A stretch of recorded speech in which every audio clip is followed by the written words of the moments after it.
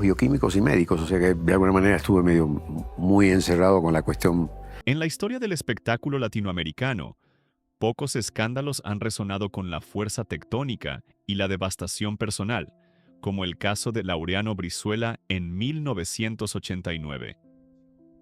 Lo que para el público comenzó como una noticia sensacionalista sobre evasión fiscal, para el ángel del rock, fue el inicio de una pesadilla orquestada desde las más altas esferas del poder. Una trama donde su lujosa residencia en Jardines del Pedregal dejó de ser un hogar para convertirse en el símbolo de una maldición política y personal.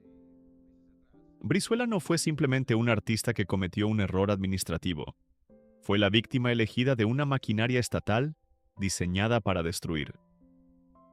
Para comprender la magnitud de esta tragedia, es imperativo identificar la mano negra que movió los hilos de su desgracia. Kia Brizuela ha sido enfático al señalar que su caída no fue casualidad, sino una decisión calculada por el gobierno de Carlos Salinas de Gortari. La figura ejecutora de esta orden fue Francisco Gil Díaz, entonces subsecretario de Ingresos de la Secretaría de Hacienda, conocido temiblemente como el Iron Taxman. En aquel momento, la administración de Salinas, recién llegada al poder bajo una nube de dudas sobre su legitimidad electoral, necesitaba enviar un mensaje de autoridad implacable. Necesitaban un chivo expiatorio que cumpliera con 3 requisitos fatales: ser inmensamente famoso, ser extranjero y ostentar una riqueza visible. Brizuela, argentino y en la cúspide de su carrera, encajaba a la perfección en este perfil. La lógica era brutal pero efectiva. Si el gobierno podía aplastar al ídolo del momento, que ningún ciudadano común se atrevería a desafiar al fisco. Brizuela no fue encarcelado por justicia, sino por marketing político. Sin embargo, la conspiración externa se nutrió de una traición interna, un elemento clásico en las grandes tragedias griegas. El artista cayó en la trampa debido a la negligencia criminal de su propio equipo de contadores y administradores, quienes, en lugar de proteger su patrimonio, lo expusieron al no declarar correctamente los ingresos provenientes de sus giras internacionales. No obstante, las sombras de la sospecha se alargan más allá de la incompetencia profesional. Existe la teoría, nunca descartada por los analistas del caso, de que Televisa, el gigante mediático que lo cobijaba, pudo haber soltado la mano de su estrella. Ante la presión del gobierno de Salinas, sí es plausible que la corporación haya sacrificado a Brizuela, entregando información o retirando su protección legal para salvaguardar sus propios intereses macroeconómicos, dejando al cantante a merced de los leones. El impacto humano de esta cacería trascendió las rejas de la prisión. Si bien Brizuela fue quien perdió su libertad física, las verdaderas víctimas colaterales de esta maldición fueron su esposa, Graciela Micheli, y su hijo pequeño. Ellos sufrieron el terror psicológico de ver su santuario invadido. La mansión de Jardines del Pedregal fue asaltada por un operativo militarizado que trató a la familia como peligrosos criminales. Graciela y el niño quedaron atrapados en un limbo de miedo y aislamiento social, viendo cómo su vida de privilegios se desmoronaba en cuestión de horas. Hasta el trauma de esos días dejó cicatrices indelebles. El niño creció con la imagen de su padre esposado y su hogar violado, una herida emocional que ninguna sentencia absolutoria posterior pudo sanar por completo. La destrucción de la reputación de Brizuela significó también la destrucción de la paz mental de su familia. En medio de este naufragio, donde la inmensa mayoría de la industria del entretenimiento le dio la espalda por miedo a ser auditada o asociada con un delincuente, surgió una figura de lealtad inquebrantable. Raúl Velasco, el todopoderoso conductor de Siempre en Domingo y padrino artístico de Brizuela, fue la única voz de peso que se atrevió a mantener el contacto y ofrecer apoyo moral. Mientras otros amigos y colegas desaparecían, Velasco, junto con el abogado Macario Sánchez, intentó navegar la tormenta política, y aunque incluso su inmensa influencia se vio limitada frente a la ferocidad del mandato presidencial. Esta lealtad de Velasco se convirtió en el único faro de esperanza en los años oscuros del cantante, forjando un vínculo que Brizuela honraría hasta la muerte del presentador. Finalmente, el destino de la mansión maldita sirve como el epílogo perfecto para esta historia de despojo. La propiedad fue incautada inmediatamente por el Servicio de Administración y Enajenación de Bienes, SAE, pasando a manos del mismo Estado que encarceló a su dueño. Durante años, la casa permaneció como un testigo mudo y deteriorado de la injusticia, utilizada o abandonada por la burocracia gubernamental. Aunque Brizuela finalmente ganó la batalla legal y fue declarado inocente, recuperando el derecho sobre sus bienes, la casa ya no era la misma. Se había convertido en un mausoleo de recuerdos dolorosos, un monumento a la impunidad que le recordaba constantemente el precio que pagó por ser el elegido de un sistema corrupto. Hoy la historia de esa mansión no es la de un lujo, sino la de una vida interrumpida por el capricho del poder, confirmando las palabras del propio Brizuela. Realmente lo quisieron destruir. Cuando se habla de la mansión maldita de Laureano Brizuela en Jardines del Pedregal, el imaginario popular suele evocar historias de fantasmas o de una fortuna enterrada. Sin embargo, al analizar los archivos más oscuros de este caso, descubrimos que el verdadero secreto sepultado entre esas paredes no es sobrenatural, sino criminalmente humano. Lo que Brizuela ha callado durante años y que constituye el núcleo de su trauma es la realidad de un saqueo legalizado. Si la casa no escondía lingotes de oro, sino el tesoro intelectual de un artista en su apogeo. Cuando los sellos de clausura fueron colocados, la residencia quedó a merced de una rapiña institucional. Desaparecieron las cintas maestras de grabaciones inéditas, composiciones que jamás verán la luz, diarios personales llenos de la vulnerabilidad del creador y correspondencia privada. La maldición de la casa reside en su memoria. Cada rincón recuerda no el lujo, sino la violación de la intimidad. El momento en que manos extrañas y hostiles revolvieron la ropa interior de su esposa y destrozaron los juguetes de su hijo. Ese hogar dejó de ser un refugio para convertirse en la escena de un crimen, donde la privacidad fue inmolada en el altar de la persecución fiscal. Para comprender la magnitud de la frase «me quisieron destruir», debemos mirar más allá de las cuentas bancarias congeladas. El robo más devastador que sufrió el ángel del rock no fue material, sino temporal y existencial. En 1989, Brizuela no era solo un cantante, era el fenómeno musical más importante de Latinoamérica. Lo que le arrebataron fue su prime time, esos años irrepetibles de plenitud artística que ningún tribunal puede restituir. Junto con su carrera, le robaron la inocencia. Brizuela, quien había adoptado a México con un amor filial, se vio forzado a cambiar su devoción por una perpetua sospecha.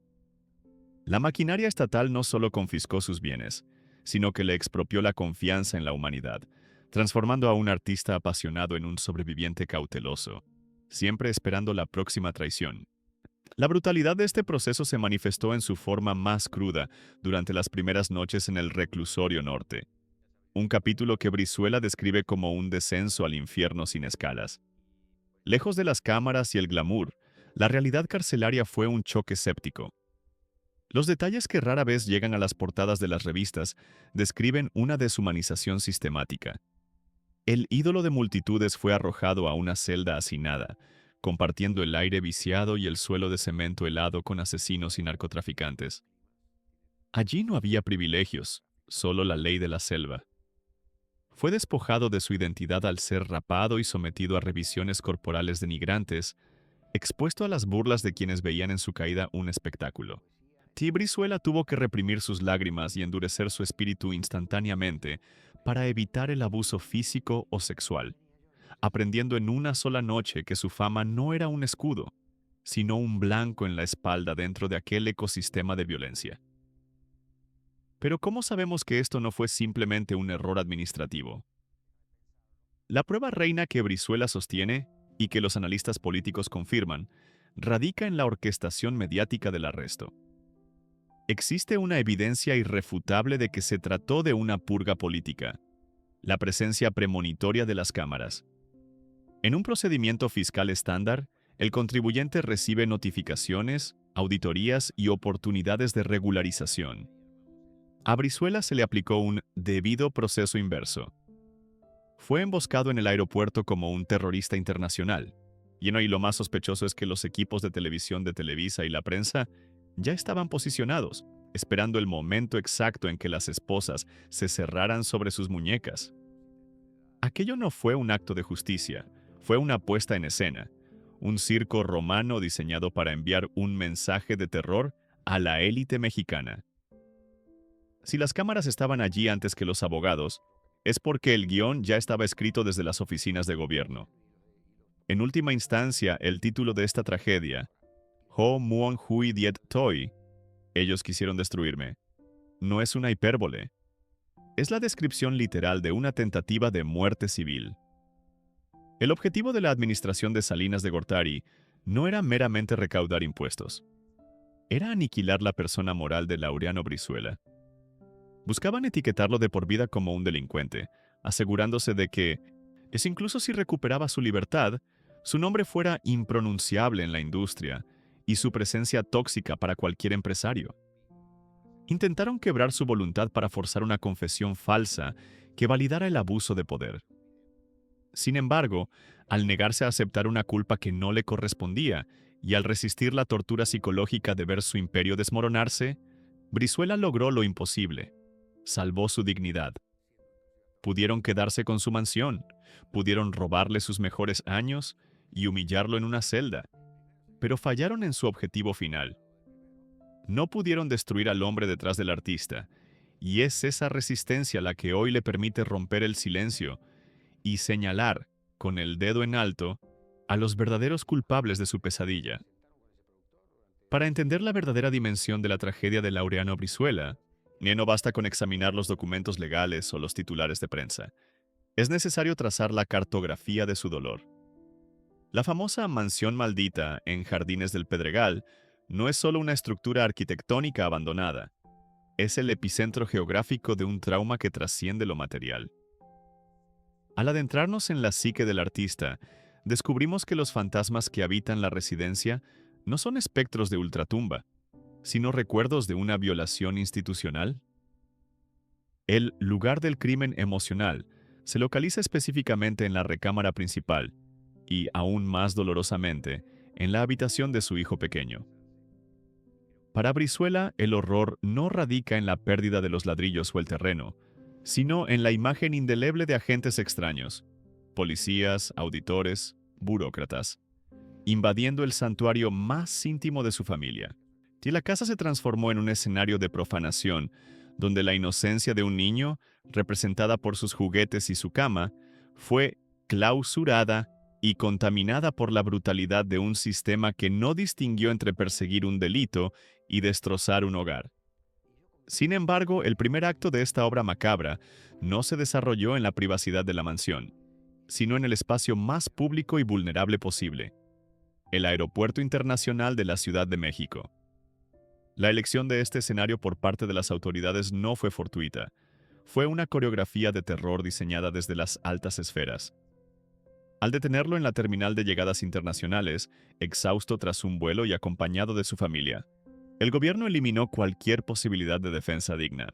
No fue una citación discreta en una oficina gubernamental, ni una notificación en su domicilio. Fue una emboscada mediática. El aeropuerto se convirtió en el punto exacto donde la figura del ídolo fue asesinada para dar nacimiento a la del delincuente. La exposición pública, las esposas brillando bajo los flashes de los fotógrafos preavisados y el caos de la terminal crearon un efecto de shock y pavor irreversible. En ese preciso lugar, Brizuela perdió el control de su narrativa ante los ojos de millones. Este drama personal solo puede entenderse si lo situamos en las coordenadas políticas y temporales correctas. El México de finales de los años 80, bajo la hegemonía del PRI. En aquel contexto, la frontera entre la estricta aplicación de la ley y el abuso de poder era, en el mejor de los casos, difusa, y en el peor, inexistente. La injusticia no emanaba de los tribunales, sino de las oficinas de Los Pinos y la Secretaría de Hacienda. El caso Brizuela expuso la terrible realidad de un sistema donde la discrepancia fiscal, un asunto administrativo en cualquier democracia funcional, se criminalizaba para servir como herramienta de propaganda política. El cantante no estaba en el lugar equivocado. Estaba en el país equivocado en el momento histórico equivocado, atrapado en una zona gris donde el Estado de Derecho se doblaba a voluntad del Ejecutivo para crear chivos expiatorios ejemplares. Surge entonces la inevitable pregunta contrafáctica. ¿Habría sido igual el destino del ángel del rock en otras latitudes? La respuesta es un rotundo no. Si este mismo escenario fiscal se hubiera planteado en Estados Unidos, Europa o incluso en su natal Argentina, el desenlace habría sido radicalmente distinto. En una jurisdicción donde impera el debido proceso, Brizuela habría recibido notificaciones previas. Sus abogados habrían negociado un plan de pagos y, a lo sumo, habría enfrentado multas severas o embargos civiles. Jamás habría sido secuestrado legalmente en un aeropuerto, ni arrojado a una celda de máxima seguridad sin juicio previo. La magnitud de su tragedia es, por tanto, una anomalía geográfica. Una catástrofe que solo podía ocurrir en ese México específico, donde la persecución fiscal se utilizaba como arma de destrucción masiva contra la reputación individual. Finalmente, ¿dónde encontró Brizuela la paz después del naufragio? No fue en México, al menos no inicialmente. El refugio lo halló en el retorno a sus raíces argentinas para lamerse las heridas y, sobre todo, sobre el escenario, aquel único territorio donde recuperaba la soberanía sobre su vida. Con el paso de los años, Laureano tuvo el valor de regresar físicamente a la calle en Jardines del Pedregal. Se paró frente a la antigua mansión, pero no para reclamarla o habitarla. Al ver la decadencia, la maleza devorando el jardín y los vidrios rotos, comprendió que esa casa ya no le pertenecía, no por los títulos de propiedad, sino porque pertenecía a un pasado muerto. Ese acto de presencia frente a la ruina fue su verdadera liberación, entender que nunca podría volver a vivir allí sin revivir el trauma. Dejar la casa atrás, convertida en un monumento a la injusticia y al dolor, fue el paso final para cerrar el ciclo de la destrucción y comenzar, en otro lugar y en otro tiempo, la reconstrucción de su alma. En la anatomía de los grandes escándalos, el cuándo suele ser tan revelador como el quién o el por qué. Para Laureano Brizuela, la tragedia que envolvió su vida y convirtió su hogar en la infame Mansión Maldita no fue un evento aislado, sino una secuencia temporal perfectamente orquestada donde cada minuto estaba cargado de intencionalidad política. Al analizar la línea de tiempo de su caída, descubrimos que el reloj de su desgracia no comenzó a correr con su arresto, sino mucho antes. Y lo más aterrador es que, psicológicamente, ese reloj nunca se ha detenido. El instante exacto en que la inocencia de Brizuela murió no fue cuando un juez dictó sentencia, sino en el preciso momento en que puso un pie en el Aeropuerto Internacional de la Ciudad de México en 1989. Fue allí, en esa fracción de segundo al cruzar la aduana, cuando comprendió que aquello no era un procedimiento legal estándar. La revelación fue brutal. Al ver las luces de las cámaras de televisión encendidas y a los reporteros de los noticieros más importantes del país esperando junto a los agentes federales, Brizuela supo que su destino estaba sellado.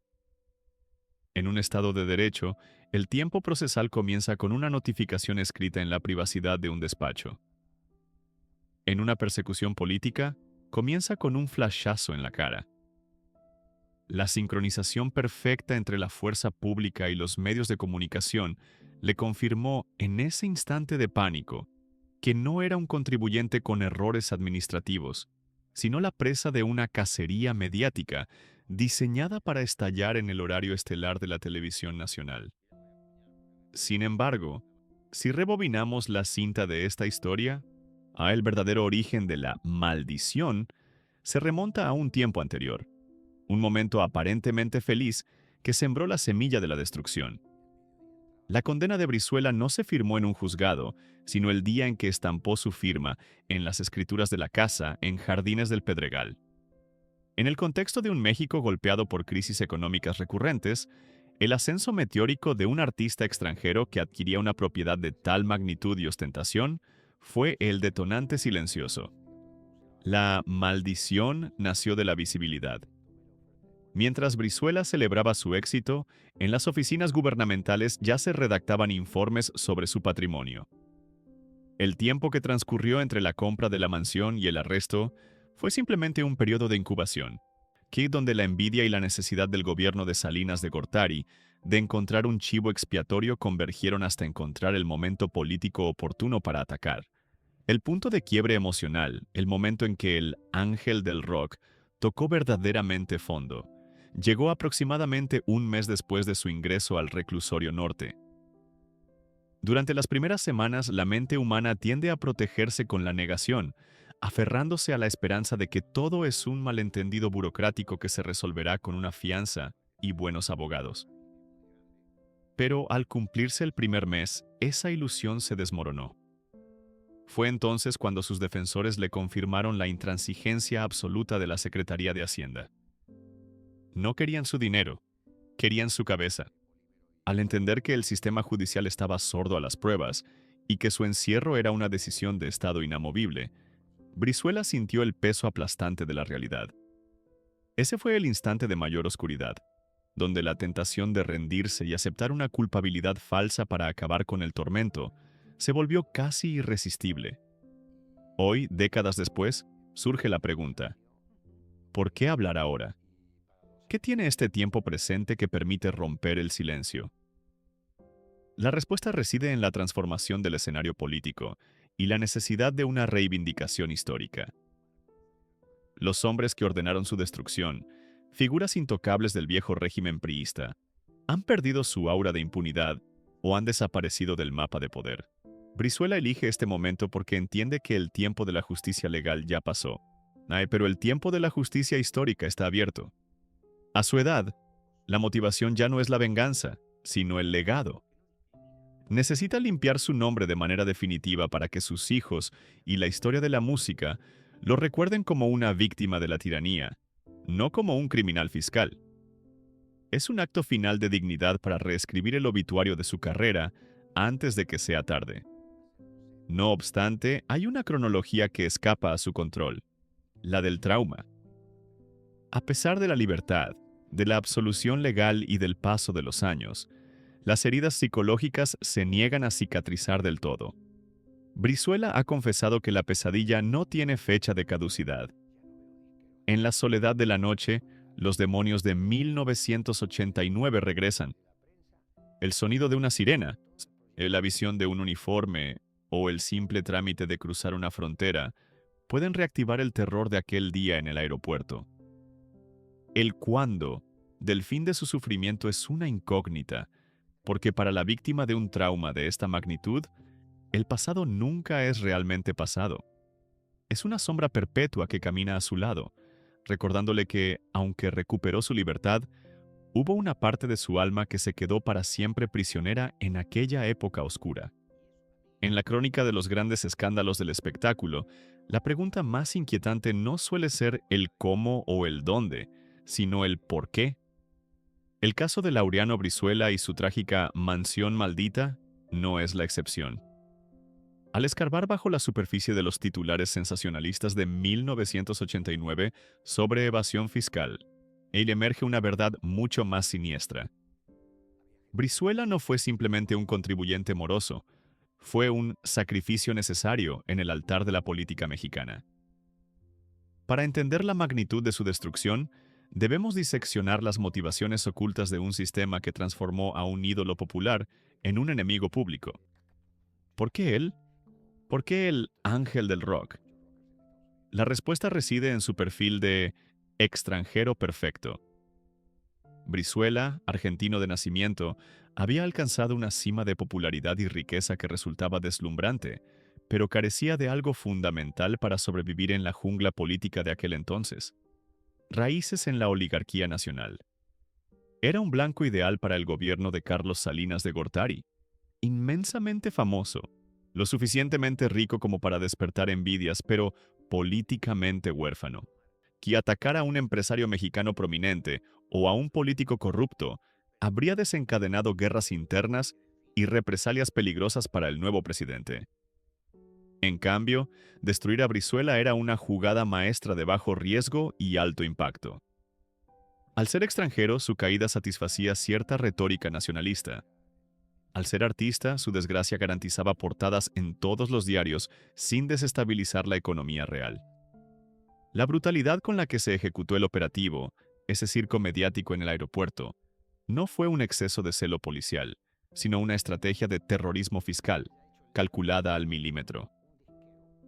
El gobierno de Salinas, cuestionado por la legitimidad de su elección, necesitaba urgentemente proyectar una imagen de mano dura y eficiencia ante los acreedores internacionales y la sociedad.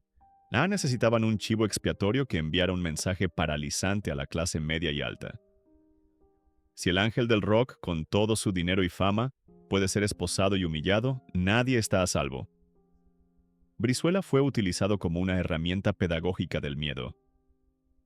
La transmisión casi en cadena nacional de su arresto no buscaba justicia, buscaba sumisión. Fue un acto de propaganda donde la libertad de un hombre se canjeó por la credibilidad de una administración.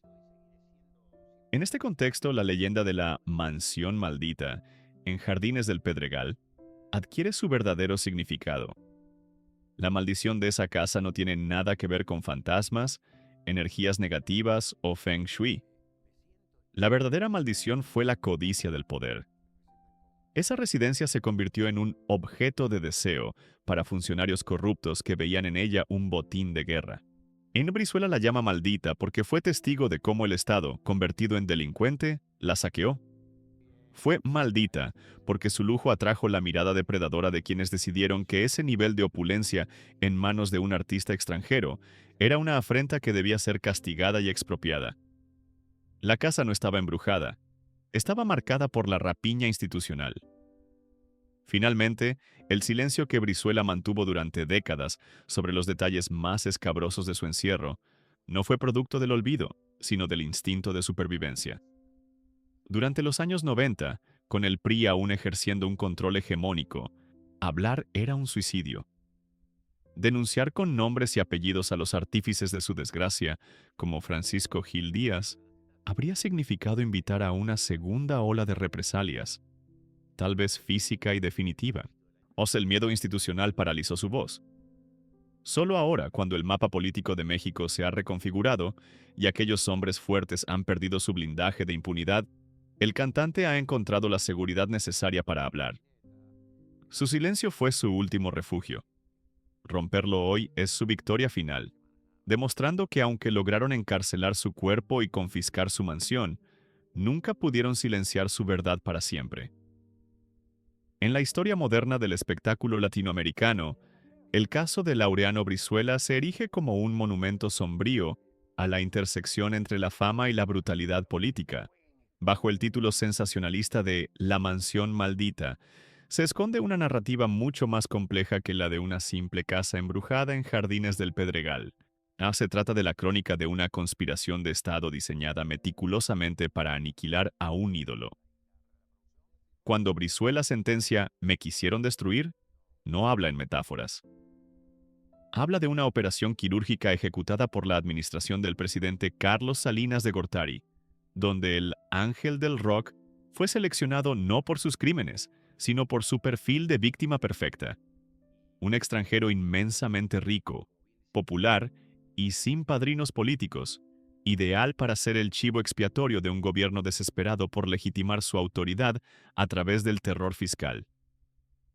La ejecución de este plan maestro, orquestada desde las sombras por figuras como Francisco Gil Díaz, no comenzó en los tribunales, sino en las pantallas de televisión. El cómo de esta destrucción fue un ejercicio de marketing del miedo. El arresto de Brizuela en 1989 en el Aeropuerto Internacional de la Ciudad de México no fue un procedimiento policial estándar, sino una emboscada mediática. Las cámaras de Televisa y la prensa escrita, alertadas previamente, esperaban ansiosas para capturar la imagen de la estrella esposada, transformando la presunción de inocencia en un juicio sumario ante la opinión pública. Esta estrategia de juicio por medios fue devastadora. Antes de que un juez pudiera leer el expediente, Brizuela ya había sido etiquetado como un evasor fiscal y un enemigo del pueblo. una táctica de guerra psicológica diseñada para neutralizar cualquier apoyo popular. El descenso a los infiernos continuó tras las rejas del reclusorio norte. Allí, el cantante tuvo que despojarse de su ego para sobrevivir, o en un entorno donde la fama podía ser una sentencia de muerte o un imán para la extorsión, Brizuela utilizó la única arma que le quedaba, su poder blando artístico. Lejos de los reflectores, se ganó el respeto de la población carcelaria no con dinero, sino con humanidad, impartiendo música y compartiendo historias, convirtiéndose en un cronista de la desgracia ajena para no sucumbir a la propia. Sin embargo, mientras él luchaba por mantener la cordura en una celda hacinada, su hogar sufría una violación sistemática. La maldición de la mansión no era sobrenatural, sino burocrática. El proceso de incautación fue un saqueo legalizado donde, bajo la excusa del embargo, desaparecieron cintas maestras invaluables, diarios íntimos y recuerdos familiares. La casa fue despojada de su alma, convertida en un cascarón vacío donde funcionarios corruptos y oportunistas se sirvieron a manos llenas, dejando tras de sí un rastro de destrucción que simbolizaba el desprecio del poder hacia el individuo.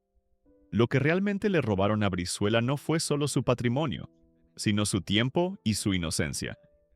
Le arrebataron su prime time artístico, esos años dorados que jamás volverán, y le impusieron una muerte civil que buscaba borrarlo del mapa cultural.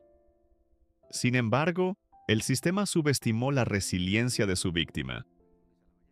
Brizuela se negó a aceptar el indulto, pues ello implicaba admitir una culpa inexistente, y optó por el camino más arduo, una batalla legal de 6 años para probar su inocencia absoluta. Su resurrección no fue un milagro, sino el resultado de una persistencia férrea.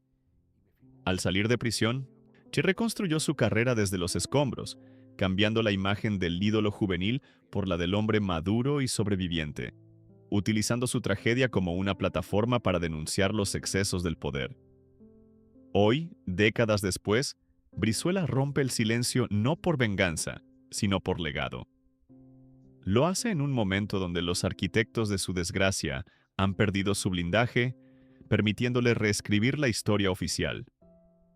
Su testimonio ha cambiado para siempre la percepción pública sobre la relación entre el espectáculo y la política en América Latina. Gracias a su calvario, la sociedad moderna mira ahora con escepticismo los escándalos fiscales de las celebridades, preguntándose siempre si detrás de las esposas hay justicia o una agenda oculta. La mansión maldita permanece en la memoria colectiva no como un hogar, sino como la cicatriz de una herida que, aunque cerrada legalmente, sigue doliendo en la memoria de quien fue, y siempre será, el ángel que el sistema intentó, pero no pudo, cortar las alas.